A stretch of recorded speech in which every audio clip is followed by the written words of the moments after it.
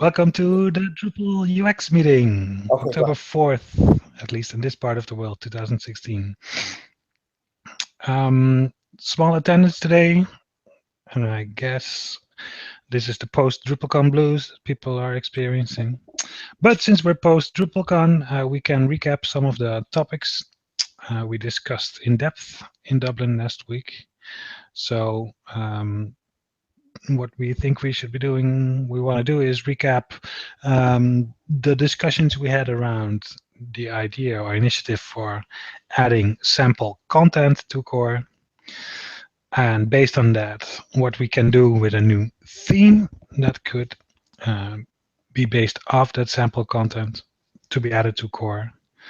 And the third topic would be a specific issue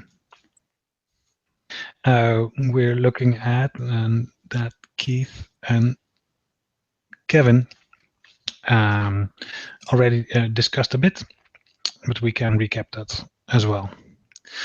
So let's start with sample content, if you don't mind, Keith. Sounds good. Okay. So the larger context is that, and for that, please watch Gabor's session on checking in on the innovation possibilities of Drupal 8. But with our 6-month release cycle, we can ship interesting user-facing improvements every half year. And one of the ideas, and we will have a special list of ideas that the product managers for Drupal core will go through. One of the ideas is to drastically improve the first time experience when using Drupal by adding some example content by default. The current situation when you install Drupal core is you end up with a basically empty screen that says, congratulations, you installed Drupal. No content has been created yet or posted to the front page yet. So we're basically presenting people with a very empty shell, basically. Whereas there's a lot of power under the hood there, where we're just not exposing it to people.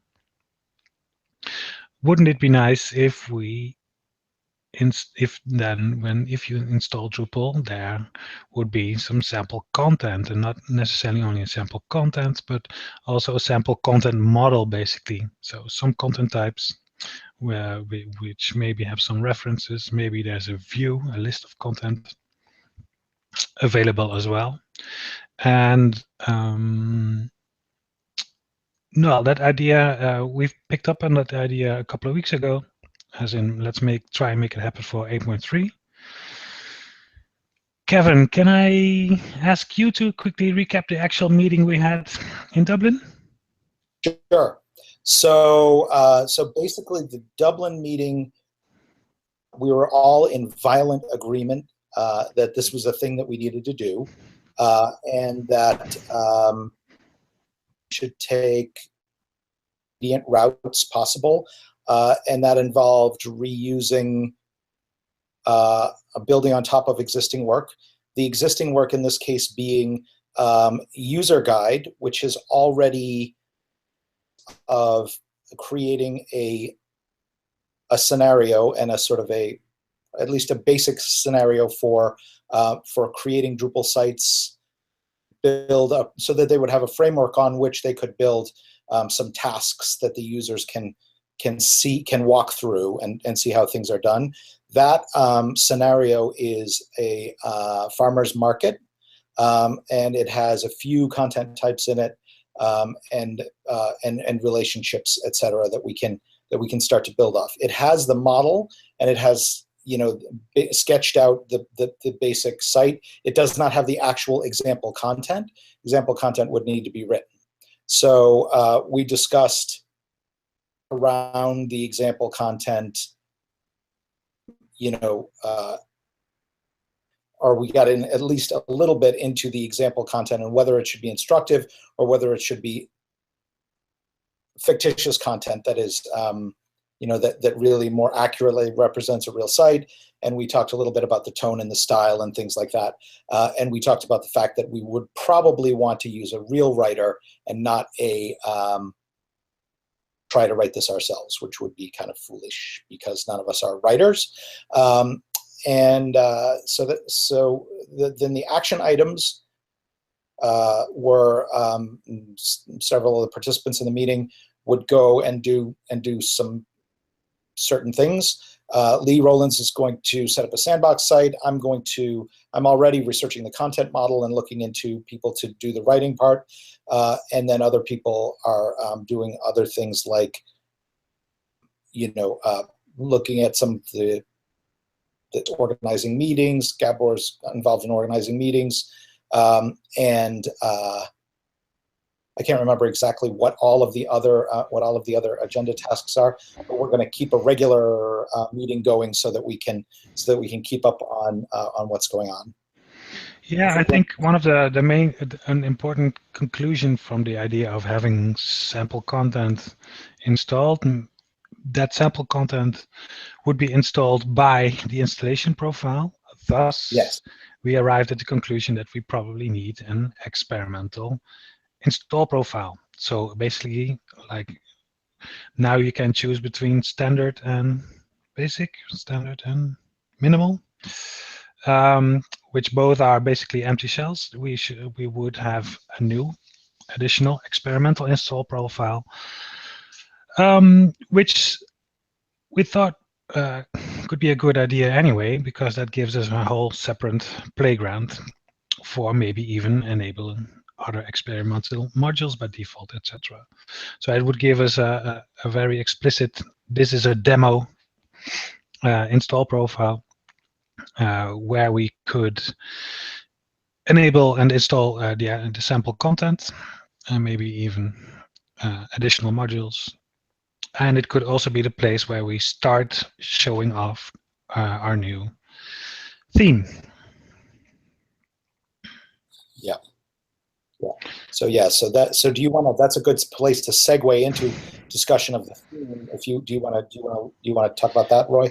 Yeah, I can do a quick recap.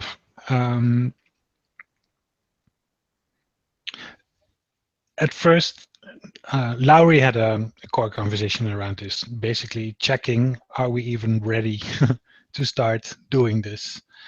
I think it's an important shift that we're now proposing to create this design specifically for the farmers market scenario, which is a lot more specific than the very risky, generic Drupal-ish theme design which would be the briefing, right? If there was no specific use case, no sample content with a specific audience in mind. Right now we have Bartik, and as it is, it's the default theme, and it's also a very generic looking theme. And any update without a similar, a refresh in a similar theme risks the same, risk becoming the same generic kind of theme as Bartik is right now. So what we're now looking into, okay, we should probably create a design for the farmers market example. And that would be very specific. And would that be enough? No, that would not be enough. But if we have specific examples, we could have multiple specific examples. So if the farmers market is one, wouldn't it be nice if we could also have the portfolio example install profile and content and theme? So wouldn't it be more interesting to design multiple specific themes instead of one generic catch-all theme? So that was basically an important shift in the direction of what we actually want that design to be. We discussed a lot of process parts of it, because we're basically just like we do with developers, but somehow that's less controversial sometimes, it seems, but we're going to ask designers to design something for free, and we want to be very considerate of how we ask that, and make clear what we ask the designer to do. We want to be sure that we're not asking for spec work, so we really want to be able to solicit proposals based on basically a portfolio and a short rationale for why you'd want to do this. Yeah, there was a lot of nitty-gritty on just making sure that we're not setting up people for failure, basically. Yeah. The same will apply here. We'll install some regular meetings, and well, we have to check in with the product management team if they're comfortable with the approach, and if they are, we can basically set out what could be basically a briefing or an RFP, right? So that we have a long list that can hopefully be shorted to a short list, and then we can decide who we want to invite to design the theme. That theme would be a design proposal, and the actual implementation would be up to the community. So that's where the designer would move into an art director role, maybe be available, but lightly time-wise, to provide further direction on details of the implementation. Yeah, we're looking forward to do it. I think we want to be very considerate of it. At the same time, we should try and do this. We should go ahead and do this. We're setting up a small team, so we want to have some padding between the designer and the community at large. I think that team is taking shape as well. It's 5 or 6 people who will be the first line of contact for the designer. We will be working with the designer, somewhat in the open, somewhat in private, and yeah, we want to be considerate there and well in how much and we communicate to the larger community at what time, etc. Yeah, exactly. We don't want to go out too early before there's enough information for people to really get a sense of what this is all about. Yes. At the same time, give people, some sense that not everything is happening behind closed doors. Exactly. So. And it's that balancing act that makes this maybe a bit harder than regular contribution. Yeah. So yeah, that this will. I mean, these are. So basically, we discussed now what we discussed 2 ideas. And the other big thing that we started communicating now at DrupalCon is that we actually have this ideas queue. Drupal.org/project/ideas, and it's starting to fill up quite nicely as well. Drupal.org/project/ideas is the destination, the first destination for proposing features or large changes that either are part of an initiative or could become its own new initiative. The ideas issue list will get regular reviews by product management team, which will consist of the core committers and release managers, etc., who are affected by the outcome of any of those ideas. Bojan and Jora, me as UX designers will likely be part of that meeting as well. Dries will be part of it, and we're looking to install a recurring every 3 or 4 weeks meeting to go over this list and not only go with gut feeling, but do some scoring on these ideas as well, so that we can get some feedback on how actionable, how desirable, how impactful we think some of these ideas are, so that people who would want to work on it can get some initial feedback on, well, Is this something for core? Yes. Do we want it in core? Yes or no? If it's something that we want in core soon, then that idea will get some, well, more support than if we think it's better to start in contrib as a separate module, etc. So things like sample content, sample a new theme, etc. A lot of these ideas basically will have to pass that first well, review, I guess. Which is basically another round of meetings that we have to get installed sooner rather than later, so that we can get some actual feedback on those ideas.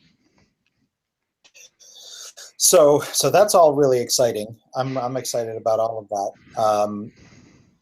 The prospect of the content install profile with the fact that we have this ideas queue to start putting stuff in there. I personally have a backlog of a lot of designs that I'm going to start as well, Roy. And yeah, so that's definitely hopefully going to improve things. Do we want to move on to talking about some of these nitty-gritty issues, like the one that Keith and I were talking about? Yeah, I think this was a good recap. So feel free. Yeah.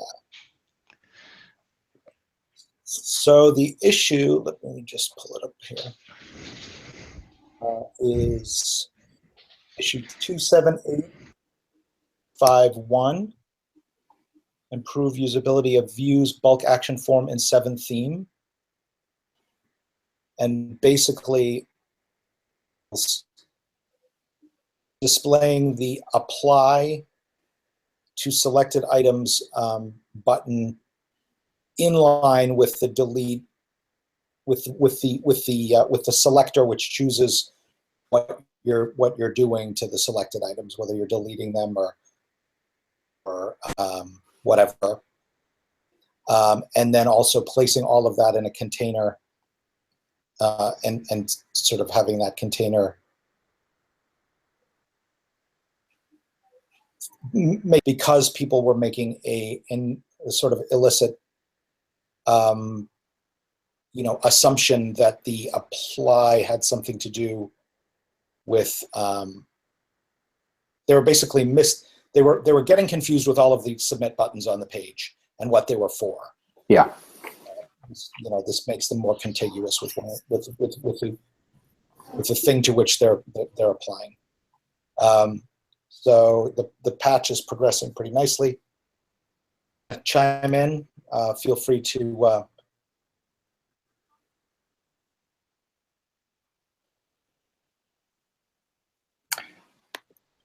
Yeah. So I think the patch itself, CSS wise, is probably looking pretty good now. Some sprinting. Keith, where can I navigate to show the actual interface? Where can I find it? Yeah, so if you just go. I have it off share screen. Sorry? 1 second.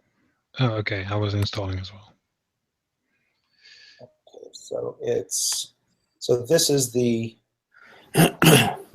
issue, and I don't have it up on simplytest.me, but I need to see it in. I don't think we necessarily need to see it live to get the idea that we're basically just we're just enclosing these items and enclosing them in a box, that sort of wraps them and gives the user a sense. This is something that we're applying to all of this.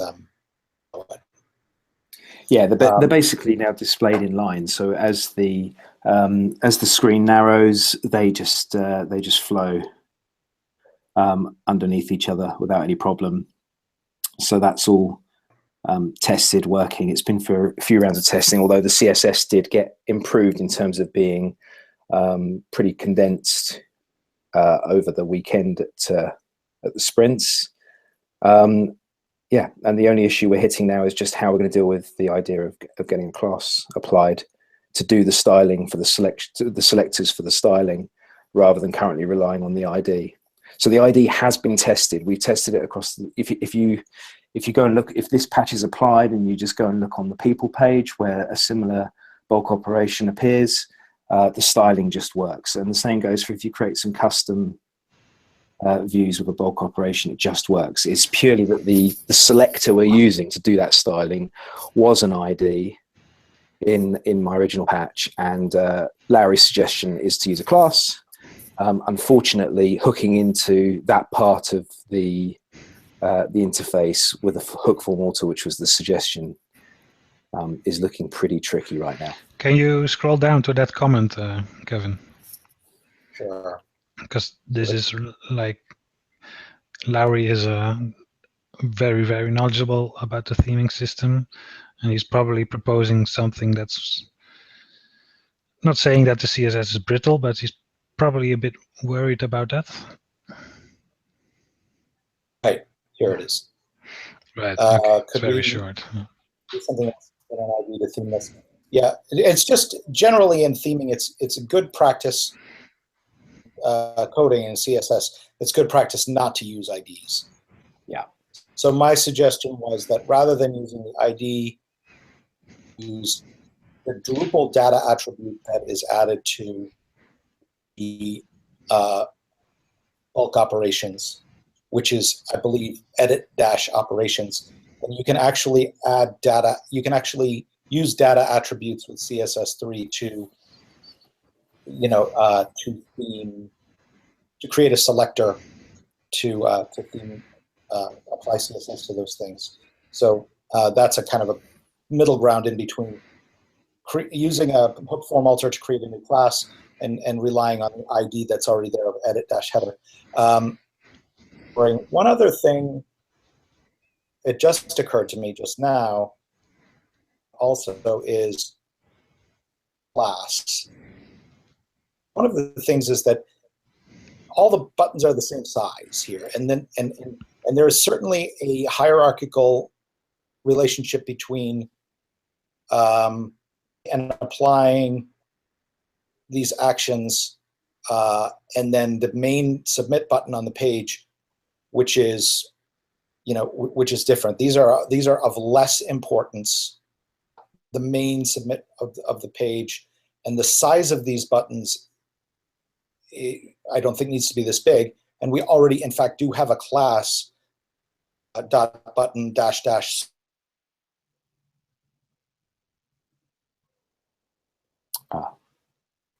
That would give a small button there, a smaller button there, and I think that could possibly be an additional design.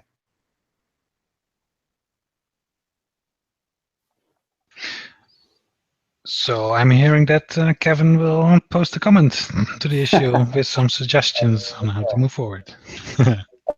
Post that comment. I'm just looking at it and thinking at it. Looking at it would be great if we could change the string as well. Ooh. But I don't want to overload this issue with too many things. Apply to selected items is really long. That was done as the first. Oh, sorry, Roy. Go ahead. Didn't we take like 100 comments to arrive at that in the first place? Yeah, that was intensely discussed already, that label. As in combination with the action label in front of the select list. So I mean, I'd be okay with the button saying yes. Delete content. Yes. Yeah, do it. But anyway, I'm not going to. Yeah, I'm not going Drupal does not do colloquialisms, right? So it's not. It has to be pretty formal, which gets lengthy sometimes. Let's not do it as part of this issue, please. Okay, I won't clog up this issue with additional stuff. All right. Right. But this is good, and hopefully, if that the data attribute thing works, then that we can get this committed quick. Yep. And I'll keep an eye on it. My my dashboard. So I'll check in. Great. I don't have any other issues to discuss myself. You do, or Roy? No, I don't.